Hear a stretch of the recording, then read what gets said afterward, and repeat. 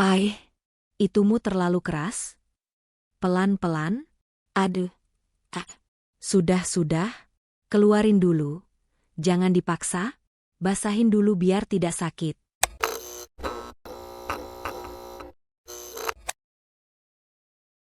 Namanya Risa. Tante dari pihak ibu, usianya 45 tahun. Sudah hampir setahun sejak perceraian dengan suaminya yang bekerja di luar kota. Sejak itu, ia tinggal sendirian di rumah kontrakan kecil di pinggiran kota. Satu-satunya anaknya, Dika, memilih ikut ayahnya. Itu keputusan berat, namun Risa menerimanya demi kebaikan sang anak. Tante Risa dikenal sebagai wanita yang cantik dan lembut. Kulitnya putih bersih, tubuhnya terawat meski usia tak lagi muda. Rambutnya panjang, sering diikat sederhana, dan ia punya senyum yang menenangkan, seperti ibu-ibu dalam iklan teh sore hari. Dulu, saat keluarga besar berkumpul, Tante Risa selalu menjadi pusat perhatian. Bukan hanya karena kecantikannya, tapi karena cara bicaranya yang ramah dan sopan, serta sifatnya yang hangat. Ia jarang marah, lebih sering diam saat sakit hati. Dan barangkali itulah sebab pernikahannya retak. Terlalu banyak yang ia simpan sendiri. Setelah bercerai, ibuku, kakaknya, mengundangnya untuk tinggal di rumah kami. Alasannya sederhana, bantu-bantu membuat pesanan roti rumahan yang makin hari makin ramai. Tapi kupikir, alasan sebenarnya adalah agar tante tidak merasa kesepian lagi. Aku, Raka, 19 tahun, anak semata wayang ibu. Sudah lulus SMA dan belum melanjutkan kuliah. Sementara membantu usaha roti ibu, aku mengisi hari-hari dengan membaca, membantu di dapur, dan kadang mengantar pesanan ke pelanggan. Hari ketika Tante Risa datang membawa koper dan kantong plastik berisi pakaian, aku melihat dari balik jendela. Ia mengenakan blus panjang warna biru langit dan celana kulot putih. Matanya sembab, tapi ia tersenyum saat ibu menyambutnya di depan pagar. "Kak, makasih ya," katanya lirih. "Udah, Rin.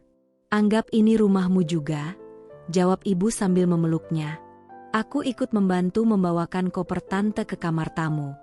Sambil menyusuri lorong rumah, aku sempat menoleh ke wajahnya.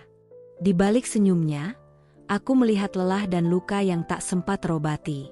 Tapi ada kehangatan juga di sana, hangat yang entah mengapa terasa membuat rumah kami berbeda hari itu.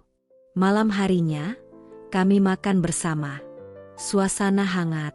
Ibu banyak bercerita soal pesanan roti yang makin banyak, dan tante tampak semangat mendengarnya.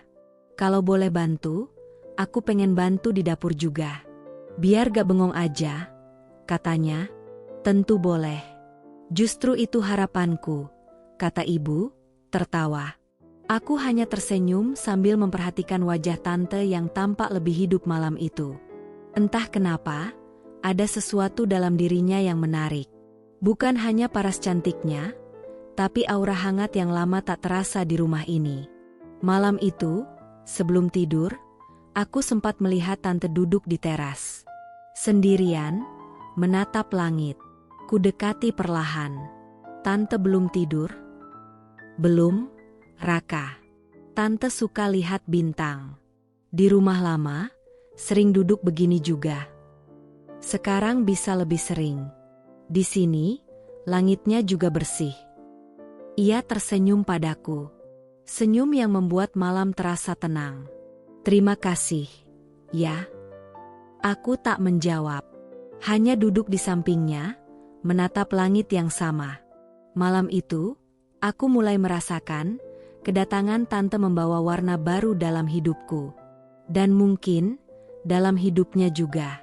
Sejak hari itu, Tante Risa resmi menjadi bagian dari rumah kami. Ia cepat beradaptasi, seperti memang sudah lama menjadi penghuni rumah ini. Setiap pagi, ia bangun lebih dulu dari siapapun. Saat aku turun ke dapur, aroma roti mentega dan kopi hitam sudah menyambut. "Pagi, Raka," sapanya lembut, dengan senyum khasnya. "Pagi, Tante." "Wah, harum banget." Ia mengenakan apron coklat muda, rambutnya diikat cepol, dan seperti biasa, tampilannya sederhana tapi anggun. Saat tangannya memegang adonan, ada ketelatenan di sana. Gerakannya pelan, tapi teratur. Ibu pun merasa sangat terbantu dengan kehadirannya. Kami jadi sering menghabiskan waktu di dapur bersama. Aku membantu menimbang bahan, memoles roti, atau mengatur loyang ke oven. Tante Risa mengajari dengan sabar. Roti itu kayak perasaan, Raka. Gak bisa dipaksa panas buru-buru. Harus sabar, katanya suatu sore sambil membentuk roti isi coklat. Kalau terlalu cepat, nanti malah bantat, tambahnya sambil tersenyum. Aku tertawa kecil. Berarti cinta juga begitu ya, Tante? Ia terdiam sejenak. Lalu matanya melirik ke arahku. Samar. Ya, mungkin, jawabnya pelan. Tapi cinta lebih rumit dari adonan roti. Hari-hari berlalu, dan kedekatan kami tumbuh pelan tapi pasti. Awalnya hanya obrolan biasa. Lalu beranjak menjadi saling memahami. Kadang kami tertawa bersama, kadang hanya duduk diam, menikmati teh hangat sambil menonton hujan dari balik kaca dapur. Yang tak bisa kuingkari, aku mulai betah di rumah. Dulu, teman-temanku sering mengajakku keluar nongkrong, tapi entah mengapa, kini aku lebih memilih tinggal di rumah. Rasanya hangat, mungkin karena kehadiran Tante Risa. Satu sore, setelah pekerjaan dapur selesai, Tante duduk di ruang tamu, mengenakan singlet longgar dan rok selutut. Ia tampak lelah, tapi tetap tersenyum saat aku menghampirinya dengan 2 cangkir teh. Wah, anak ini makin perhatian aja, katanya sambil menerima teh itu. Belajar dari Tante juga. Soalnya, aku nyaman kalau Tante ada. Ia tertawa kecil, lalu menatapku sekilas. Kamu ini suka menggoda ya? Aku mengangkat bahu. Enggak kok. Serius. Mata kami saling bertemu untuk beberapa detik. Tapi ia buru-buru mengalihkan pandangan. Kamu masih muda, Raka. Jangan terlalu dekat sama orang yang sedang patah. Aku terdiam, mencoba mencerna ucapannya. Tapi saat ia berdiri dan berjalan menuju dapur, ada sesuatu dalam langkahnya, pelan dan tenang, yang terasa seperti sinyal. Jangan pergi terlalu jauh, tapi jangan juga terlalu dekat. Dan malam itu, sebelum tidur, aku merenung cukup lama. Apakah yang kurasakan ini sekadar kenyamanan, atau perlahan tumbuh jadi sesuatu yang lebih rumit? Hari-hari semakin rutin tapi terasa berbeda. Dapur kini bukan hanya tempat membuat roti, tapi tempat di mana kehangatan tumbuh diam-diam. Di sela aroma mentega dan tepung, aku mulai menyadari bahwa aku menanti-nanti waktu bersama Tante Risa. Ia sering bercanda, sering tersenyum. Kadang, saat ibu pergi mengantar pesanan, tinggal kami berdua di rumah. Suasana jadi lebih tenang, tapi juga menegangkan. Suatu siang, hujan turun deras. Kami baru selesai membersihkan dapur setelah membuat ratusan roti isi sosis keju. Tante Risa melepas apron dan duduk di kursi dekat jendela. Baju singlet abu-abu yang ia kenakan tampak sedikit lembab oleh keringat, dan rok pendeknya naik sedikit ketika ia menyilangkan kaki. Aku yang dari tadi mencoba sibuk menyapu, jadi kehilangan fokus. Raka, sini duduk dulu. Capek juga, kan? Katanya. Aku duduk di sebelahnya. Canggung. Hujan di luar seperti jadi latar belakang adegan yang tak kumengerti ujungnya. Tante menatap keluar, lalu berkata lirih. Dulu, kalau hujan begini, aku suka duduk di teras sambil peluk anakku. Rasanya hangat. Aku menoleh padanya. Tante masih sering mikirin dia, ya? Ia mengangguk, pelan. Namanya ibu, ya? Gak bisa lupa. Tapi aku gak bisa terlalu sering sedih juga. Nanti lelah sendiri. Kami diam beberapa saat. Lalu, entah dorongan apa, aku berkata, kalau Tante butuh pelukan, aku di sini. Tante tersenyum samar. Kamu manis ya, tapi kamu bukan anak kecil lagi, Raka. Aku berani sedikit mendekat. Aku tahu. Dan aku juga tahu, mungkin aku mulai merasa sesuatu yang gak seharusnya. Tante menoleh cepat. Matanya agak terbelalak, tapi tidak marah. Hanya bingung. Raka, jangan mulai sesuatu yang kamu belum ngerti benar. Ini bukan sekadar nyaman. Ini bisa jadi luka. Ucapnya pelan, nyaris berbisik. Aku ingin menjawab, tapi tak bisa. Bibirku keluh. Tante berdiri, menepuk pundakku lembut, lalu berjalan ke kamarnya. Langkahnya pelan, tanpa suara. Tapi di dalam diriku, gemuruh tak bisa diredam. Malam itu aku tak bisa tidur. Perasaan bersalah mulai mengendap. Aku mencoba mengalihkan pikiran, membaca buku, menulis jurnal, bahkan mendengarkan musik keras-keras lewat earphone. Tapi semua tak bisa menenangkan satu hal. Aku menyukai Tante Risa. Bukan sekadar sebagai bagian dari keluarga, tapi sebagai wanita. Dan aku tahu, itu salah. Namun rasa itu tumbuh. Diam-diam, tapi kuat. Sejak percakapan sore itu, suasana di rumah terasa berbeda. Bukan dingin, tapi ada sesuatu yang menggantung di udara. Aku dan Tante Risa tak lagi sedekat sebelumnya. Meski tetap berada di dapur yang sama, melakukan hal-hal yang sama. Senyumannya tetap ada, tapi kini lebih hati-hati. Sentuhannya, yang dulu ringan dan biasa, kini tak pernah lagi menyentuh kulitku, bahkan tanpa sengaja. Dan itu membuatku justru semakin ingin. Aku tahu ini salah. Tapi perasaan yang tumbuh bukan hal yang bisa kumatikan begitu saja. Ada rasa ingin tahu, rasa ingin dekat, dan lebih dari itu, ada rasa kehilangan ketika dia menarik diri. Suatu malam, ibu pergi menginap di rumah teman lamanya untuk menghadiri pengajian. Aku dan Tante tinggal berdua. Gak takut sendirian di rumah sama Tante? Tanyanya sambil tersenyum saat kami duduk menonton televisi. Aku menatapnya. Ia mengenakan kaos tipis dan celana pendek tidur yang biasa ia pakai di rumah. Rambutnya tergerai, tanpa make-up, tapi justru disitulah letak keindahannya. Alami, sederhana, dan menenangkan. Justru aku senang. Lebih tenang. Ia tertawa kecil. Kamu ini ya, tetap aja suka manis omongannya. Aku menatap matanya cukup lama. Ia menyadarinya.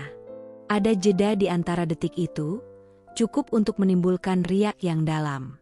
Tante. HM. Kenapa Tante gak menikah lagi?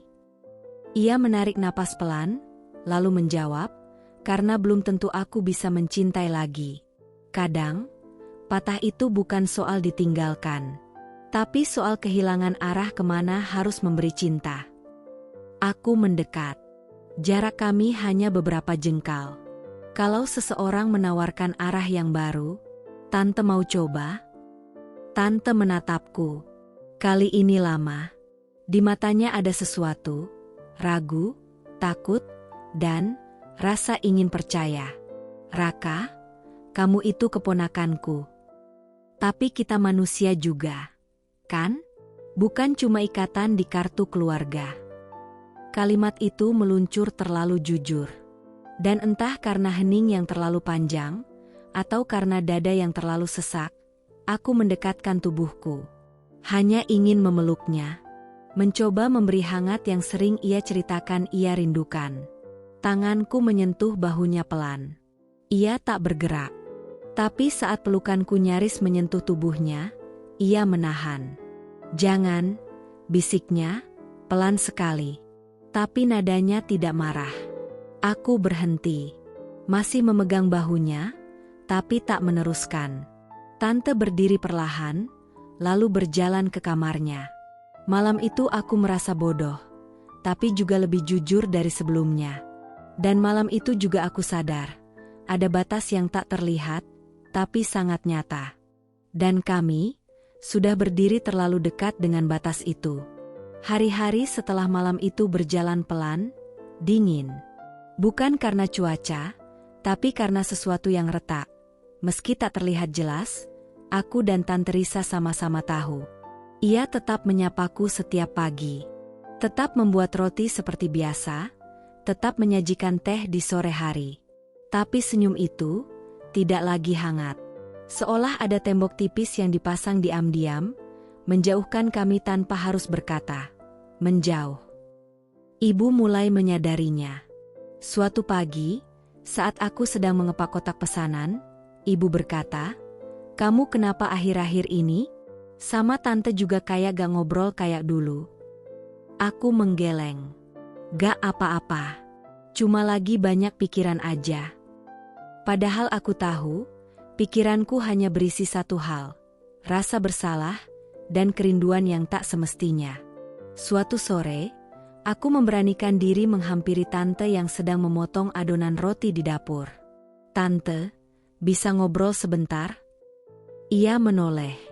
Wajahnya lelah, tapi tetap tenang. "Boleh. Tapi kalau kamu mau minta maaf, aku sudah maafkan dari malam itu." Aku tercekat. Bahkan sebelum aku bicara, ia sudah tahu. "Tante," kataku, pelan. Aku bingung. Aku gak ngerti perasaanku sendiri. Tapi aku tahu, aku gak ingin bikin tante gak nyaman." Tante tersenyum kecil. Tapi senyum itu pahit. "Kamu laki-laki yang jujur, Raka. Itu bagus. Tapi kadang, jujur juga menyakitkan." Ia duduk, lalu melanjutkan, "Aku juga manusia. Aku bukan batu. Aku bisa merasa, bisa goyah. Tapi kalau aku membiarkan diriku goyah di hadapanmu, itu bukan cinta. Itu pelarian." Aku menunduk. Tak bisa menatap matanya. "Kamu bilang aku bikin kamu betah di rumah. Tapi jangan sampai alasan kamu betah justru menjauhkan kamu dari arah hidup yang seharusnya." Aku mengangguk, menahan sesak. "Jadi, apa tante benci aku sekarang?" Ia mendekat, memegang tanganku sebentar.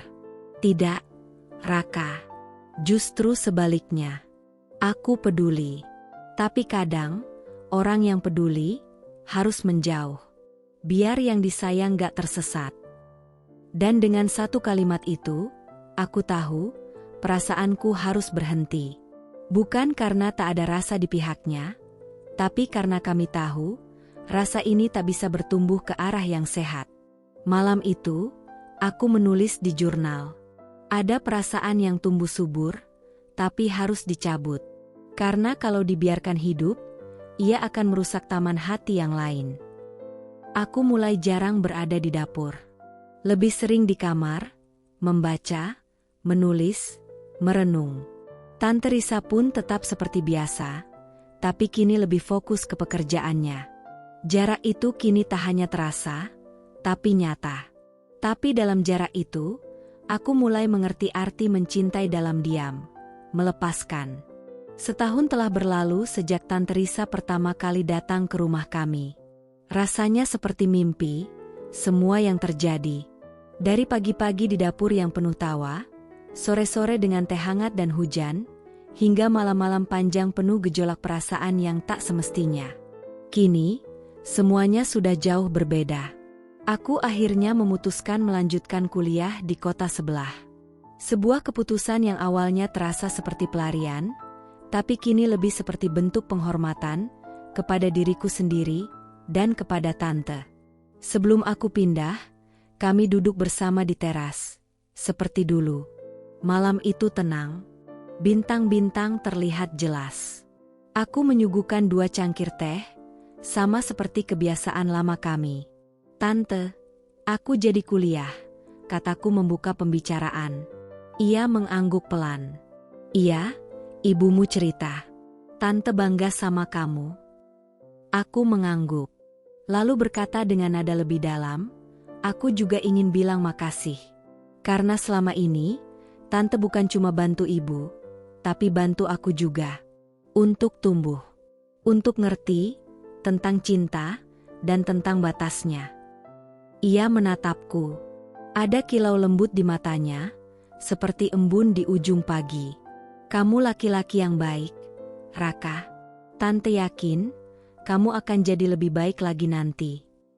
Lalu ia melanjutkan, suaranya hampir seperti bisikan, dan kalau nanti kamu benar-benar jatuh cinta, semoga perasaan itu tidak datang dari ruang kosong, tapi dari tempat yang tenang dan penuh cahaya.